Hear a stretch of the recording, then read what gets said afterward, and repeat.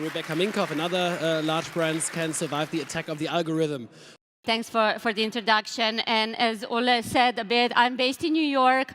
I work with established and emerging companies and help them grow their business and move the culture through brand building, go-to-market strategy, customer acquisition and retention, organizational transformation, which is also the topic of this conference. And Ole mentioned a bit that I also have a background in academic background, and that sort of like gives the angle that is more about how innovation spread in society, how to organize for innovation, what is the role of technology in connecting people and brands. And that makes sense a lot of in retail, now that we're seeing a lot of new retail models emerging in addition to traditional industry structures.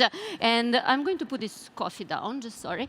And I'm here to talk about how aggregators today that are based on algorithms and data network effects that they create are reshaping the current retail landscape, and what are some of the strategies that emerging brands can adopt in order to survive in this landscape, and not only survive but also thrive in this landscape.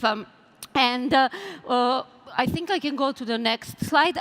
What I was about to say. Yes, so algorithms like Amazon and Zalando and Stitch Fix or Care of or the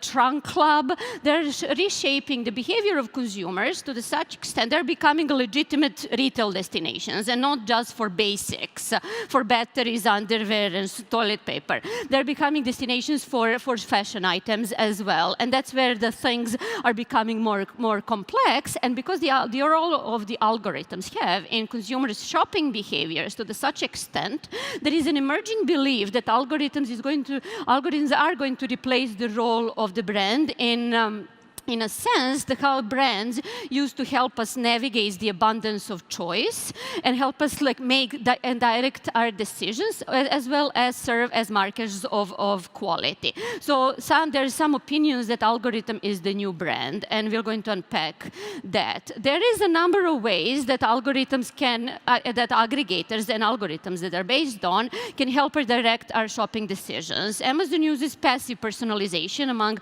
other ways, and they've been investing in the past years or decade in the number of private labels. By some counts, there is around 70 private labels on Amazon, in combination with laser focus on customer experience and service through Amazon Prime. Together, that customer service focus and private labels are priming Amazon for the future of retail that is defined by voice interfaces, where we can say, hey, Amazon Alexa, order, I don't know, a new pair of socks, a t-shirt, but also that dress that Olivia Palermo wore last Wednesday.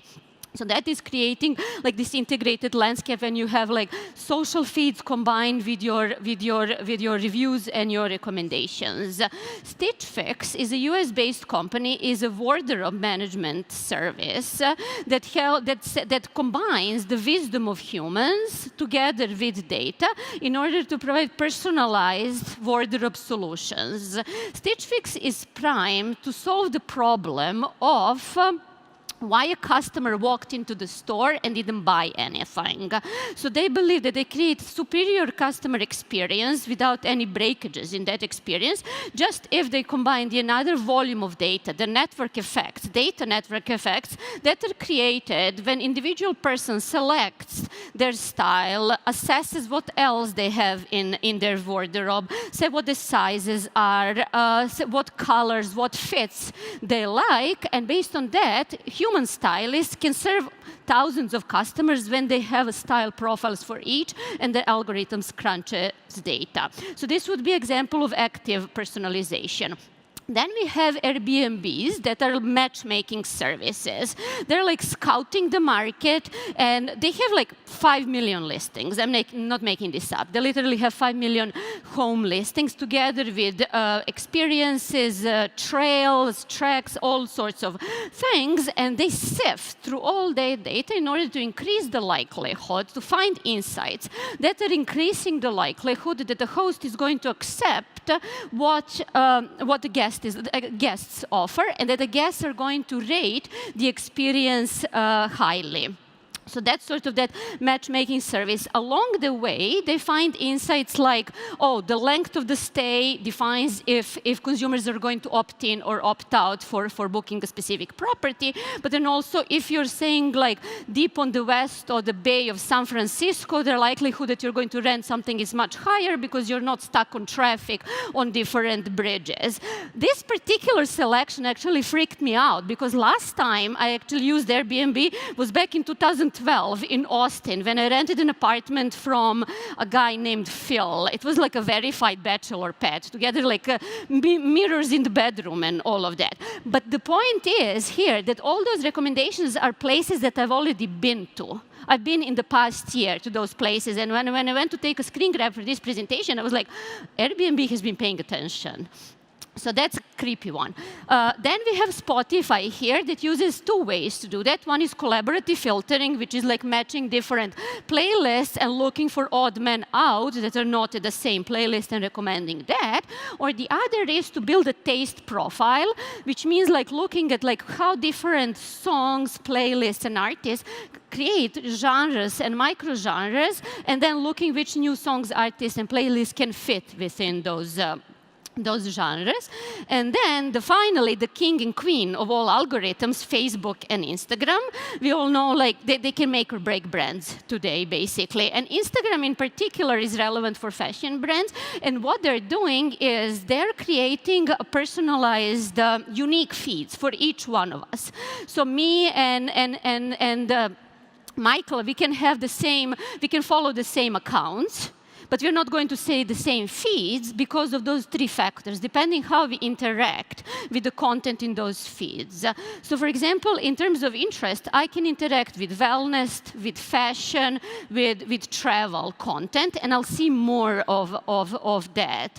And then in terms of timeliness, what is recent, what is less recent, and the final one is Facebook's algorithm in the past year, since the last change in January 2018, they're creating that you see most content from your friends and family. And friends and family can be like very loosely related. So I think that Instagram thinks I'm related to Gwyneth Paltrow in some way.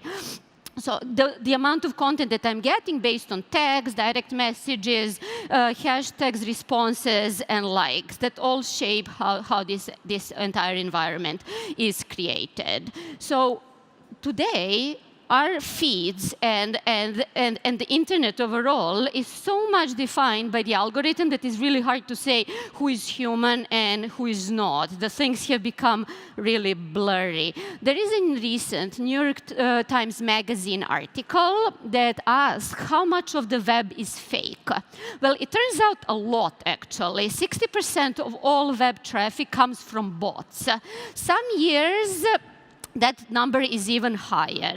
And then where I put here an inflection point, which is on YouTube in 2013, so much traffic was coming from bots that YouTube engineers were afraid that is going to rig their machines completely, and they're going to start regarding human traffic as fake and bot traffic as real. And I put that under quotation marks because what we are seeing today, our feeds are populated by real-looking fake people and fake-looking real people, and everything that seemed like real now seems a bit fake. Think Kylie Jenner, for example, or everything that looked fake now seems real. Think Kylie Jenner again, I guess. And even things that are completely solid, like traffic, you ask Facebook, who is under like multiple like lawsuits, is they even overstate their traffic. Traffic got from watching videos on their site, traffic, the page views, the completion video rate,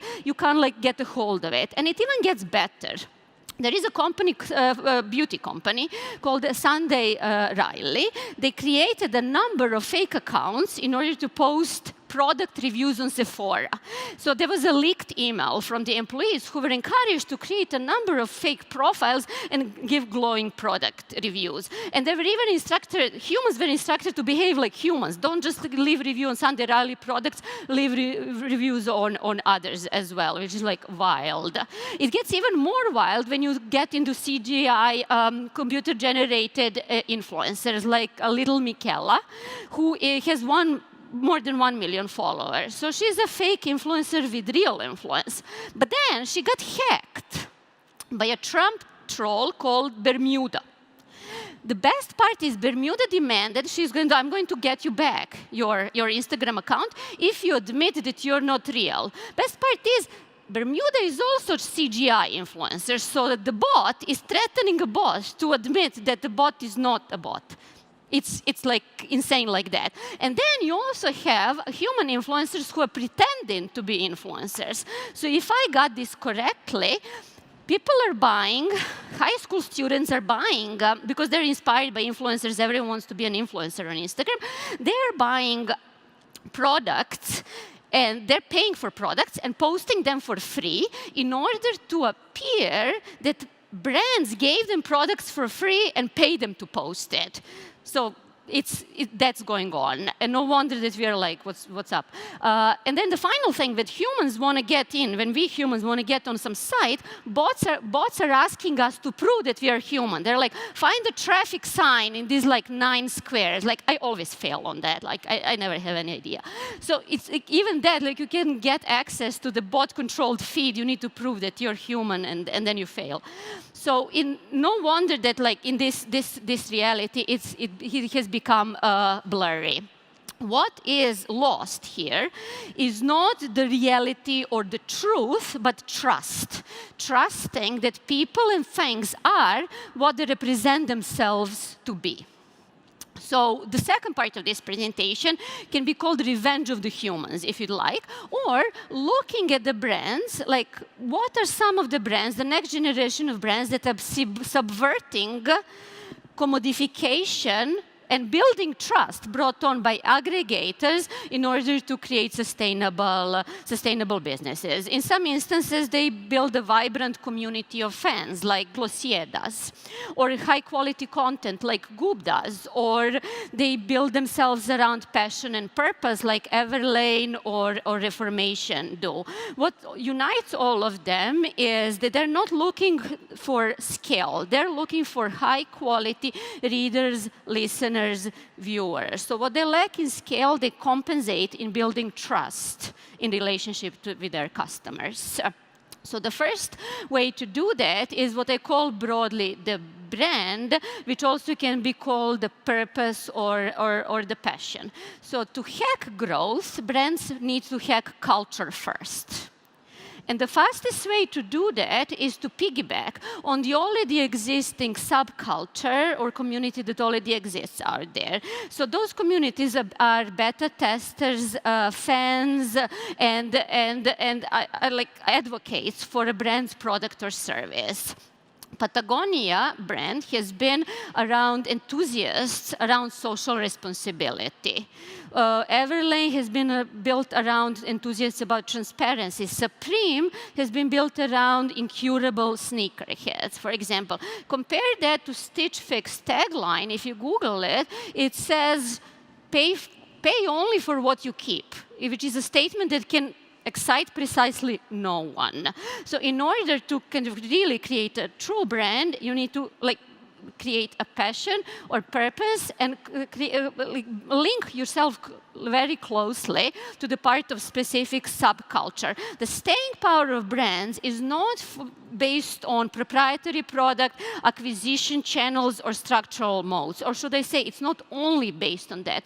It's based on how believably a brand can connect with a community through passion and purpose, and how deeply can install its sense of identity, community, and belonging. And this is why I believe that algorithms are never going to replace the role of the brands in retail today, because algorithms can shift the power for products that never had strong brands in the first place. There's some basic categories, like some basic direct-to-consumer brands. You can have like T-shirts, socks, toilet paper, things like that we never actually selected based on the brand in the first place.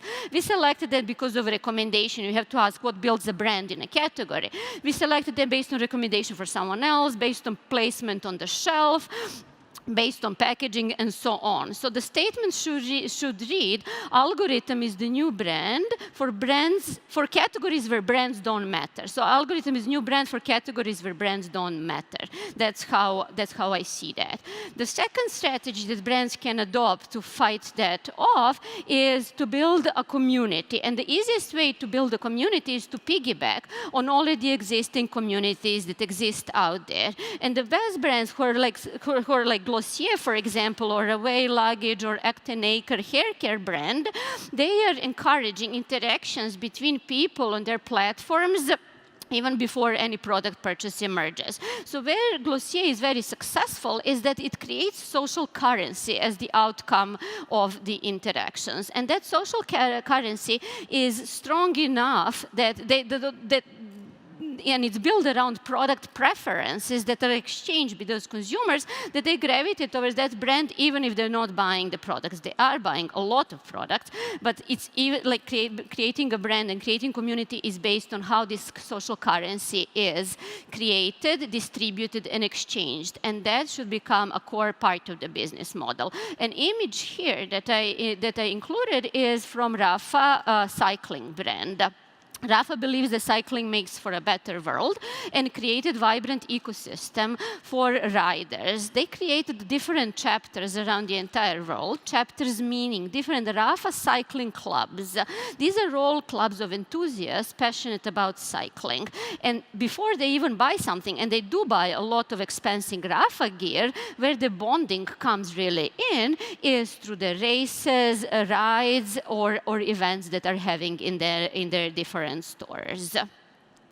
So the third part that is a sustainable strategy in building brands in this new retail environment is creating a content that has a standalone value for their customers. So even before any product purchase, you go to the sites like Goop, and I'll mention others a little bit later as well, because content has become a big business. So that is a standalone value, and that provides a sustainable competitive advantage and builds a moat around your brand, because people use content to bond with each other and your brand.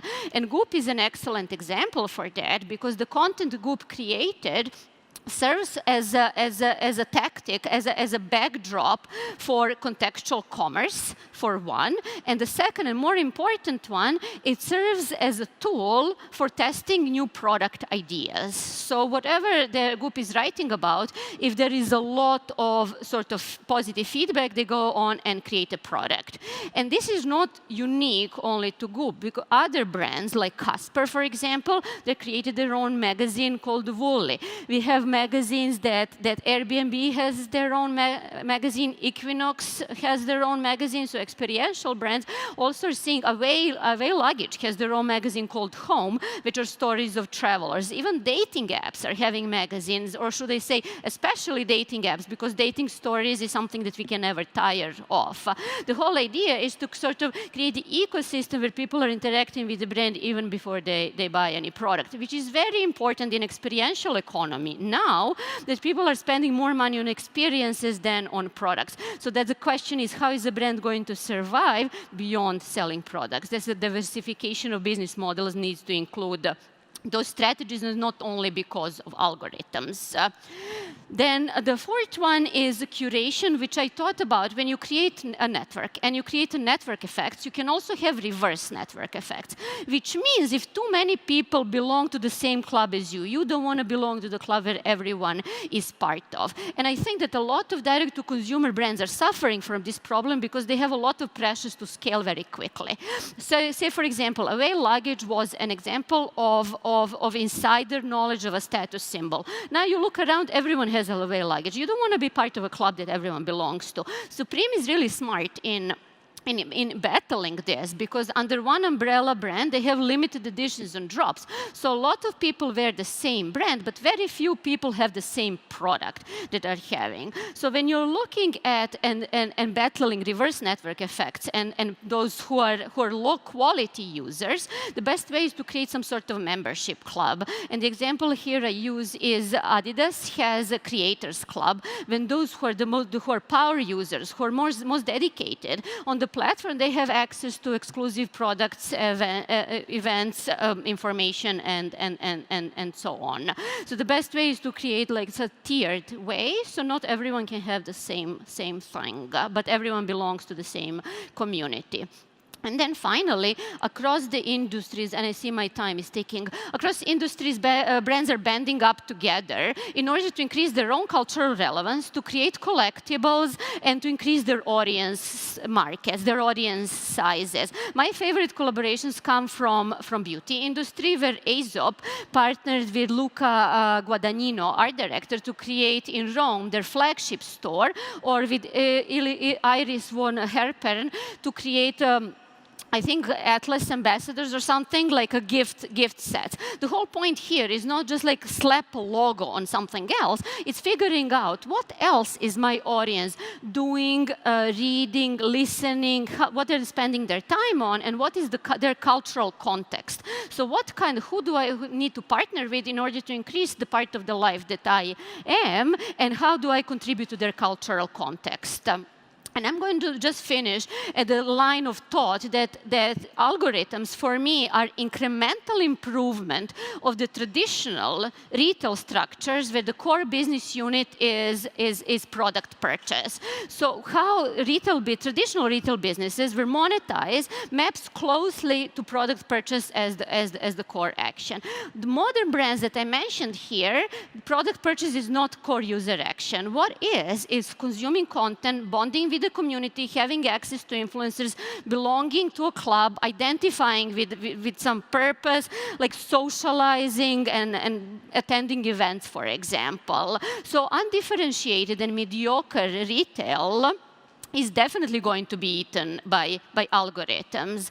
For those brands who are actively thinking about and defining their role in culture, in their customers' lives, interests, and lifestyles, they're going to stay around and build successful businesses because they're looking for the future of retail in its past, in those intimate human one-on-one connections that were responsible for building trust in the first place. Thank you. This is like stressful, like and. I'm like, boom. Thank you very much. That was so interesting. You're very welcome. One quick question. In what kind of activities does your research then materialize in your work at Rebecca Minkoff?